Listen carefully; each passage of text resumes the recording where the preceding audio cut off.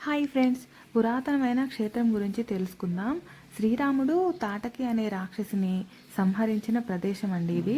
రంగనాథ స్వామిని దర్శనం చేసుకోవాలంటే ఈ మెట్ల ద్వారా వెళ్ళాలి. ఈ ప్రదేశం ఒకప్పుడు దట్టమైన అడవి. భూలోకం సురక్షితంగా ఉండటం కోసం, ప్రజలు ఆనందంగా ఉండటం కోసం చాలామంది మహర్షులు యాగాలు యజ్ఞాలు చేసేవారండి. స్వామివారిని ఉత్సవాలకి కింద తీసుకెళ్తున్నారండి.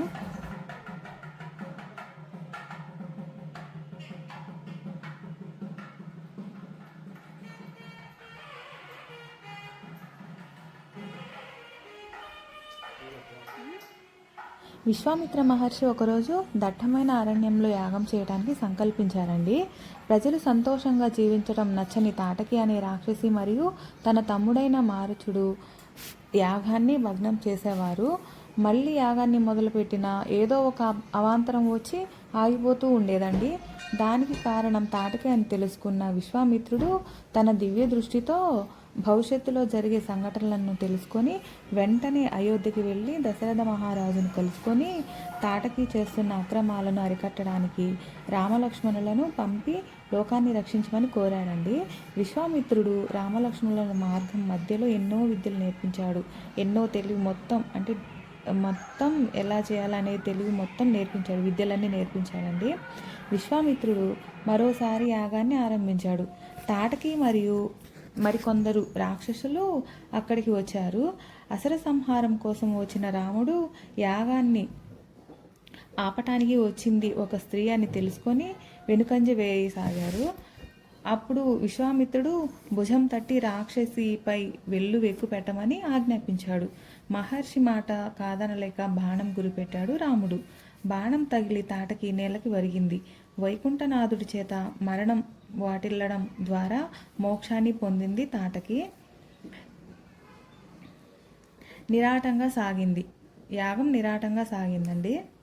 తరువాత శ్రీరాముడు అయోధ్యకు వెళ్ళే మార్గం మధ్యలో జానకి మహారాజు కుమార్తె అయిన జానకిని స్వయంవరంలో గెలిచి వివాహం చేసుకున్నాడు.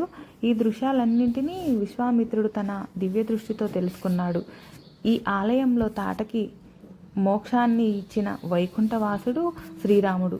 కులదైవం అయిన శ్రీ రంగనాథుడు విగ్రహాన్ని ప్రతిష్ఠించారండి ఇక్కడ. ఈ టెంపుల్ 14వ శతాబ్దంలో ఎర్రమ్మ తిమ్మరాజులనే రాజు నిర్మించడం జరిగింది. చాలా దేవాలయాల్లో శేషపాన్పుపై పవళించే శ్రీ రంగనాథ స్వామి విగ్రహాలు మట్టితో తయారు చేసినవండి. కానీ ఈ టెంపుల్లో ఉన్న రంగనాథ స్వామి విగ్రహం నల్లరాతితో నిర్మించారండి.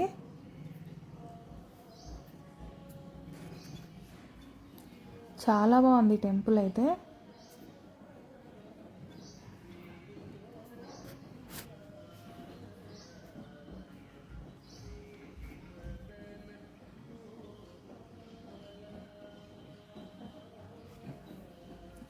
ఇక్కడ చూడండి, కింద అయితే వ్యూ పాయింట్ చాలా బాగుంది. చుట్టూ రాళ్ళు ఉన్నాయి, కొంచెమే వాటర్ ఉన్నాయి మధ్యలో. బాగున్నాయి. పిల్లలు అంతా బాగా అక్కడ స్విమ్మింగ్ చేస్తున్నారు. వచ్చిన వాళ్ళంతా అక్కడికి వెళ్ళి కొంచెం సేపు వెయిట్ చేసి వెళ్తున్నారండి. చాలా బాగుంది. వ్యూ పాయింట్ అయితే చాలా బాగుందండి.